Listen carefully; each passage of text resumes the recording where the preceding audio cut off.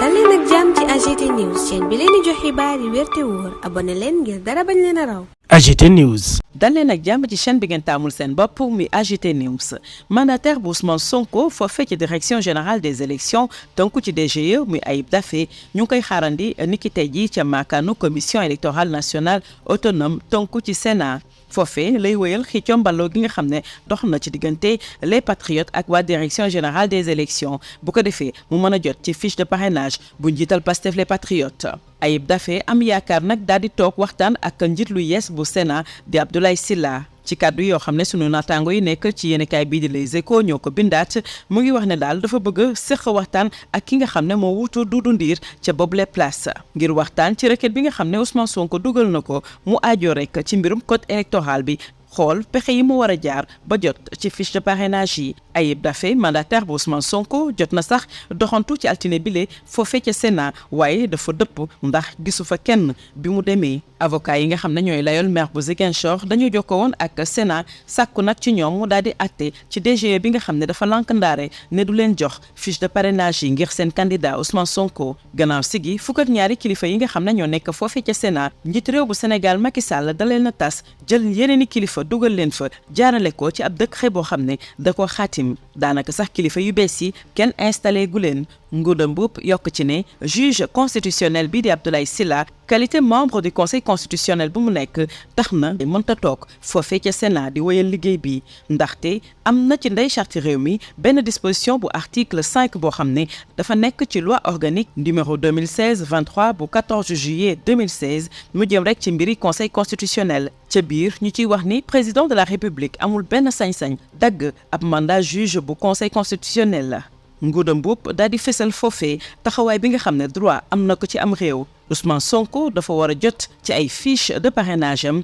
chambre administrative bu Cour suprême dina saytu ci fukki fan ak juróom-ñaar ci weeru novembre bile pourvoi bi nga xam ne agent judiciaire de l'État moo ko fa dugal muy ŋàññ ordonnance bi nga xam ne dafa tukkee ci juge bu tribunal d'instance bu Ziguinchor bi nga xam ne dafa sàkku ci moom mu daal di dugalaat Ousmane Sonko ci liste électorale yi. chambre administrative bu haute juridiction moo nar a càmbar lu ni mel ndaxte fi mu nekk nii waxi wote nañuy waxtaan te buñ ci tolloo cour bi dañ koy soppi def ko cour d'appel moo tax mën na tas dogal bi nga xam ne jël nañ ko wala sax mu daal di koy niilal bu ñu sukkandikoo ci benn juriste boo xam ne dafa seq laaj ak tontu ak sunuy nattaango yu Les Échos moom sax mu ngay gën di leeral ni bu fekkee ne attekat bi daf ko confirmer dafay jël disposition ci ordonnance boobee bu fekkee ne nag da koo weddi dafay évoquer waaye itam daf koy atte ci jëf ji nga xam ne def nañ ko jaarale ko nag ci procès bu yees expert bi duñu xamal ni loolu moo tax Cour suprême dafa mel ni dafay am ñaari sañ-sañ yoo xam ne da koy am bu boobaa mu ñeel mbirum élection borom xam-xam bi dool ci ni bu ñu tolloo foofu dañuy examiner boobule dossier jaarale ko ci tribunal d'instance loolu sax moo tax ba requérant bi maanaam ki nga xam ne bëgg na ñu àtte ay mbiram dafay dem directement Cour suprême ngir mën a déposer ab recours bu ko defee kenn du perte temps bu fekkee dafay jaar fi nga xam ne moom mooy cour d'appel dooray agsi fa nga xam ne moom mooy ca cassation. AGT News. Merci pour la confiance renouvelée à votre chaîne préférée AGT News. Mandataire de Ousmane Sonko auprès de la Direction générale des élections DGE, Ayib Daffé est annoncé au siège de la Commission électorale nationale autonome Sénat. Il poursuit son bras de fer pour obtenir la mise à sa disposition des fiches de parrainage du président Ousmane Sonko. Ayib Daffé espère pouvoir rencontrer le nouveau président de la Sénat, Abdoulaye Sylla. Dans des propos repris par Les Échos, il déclare vouloir discuter avec le successeur de Doudou Ndir du traitement de la requête de Sonko conformément au code électoral et récupérer les fiches de parrainage de ce dernier. Le mandataire du chef de file des Patriotes a effectué une première tentative ce lundi. Celle-ci s'est avérée infructueuse. Nous nous sommes présentés à la Sénat pour voir les responsables. Malheureusement, nous n'avons pas trouvé le président, a regretté Ayib Daffé. Saisi par les avocats du maire de Ziguinchor, la Sénat avait invité la DGE à remettre des fiches de parrainage à Ousmane Sonko. À la suite de cette décision,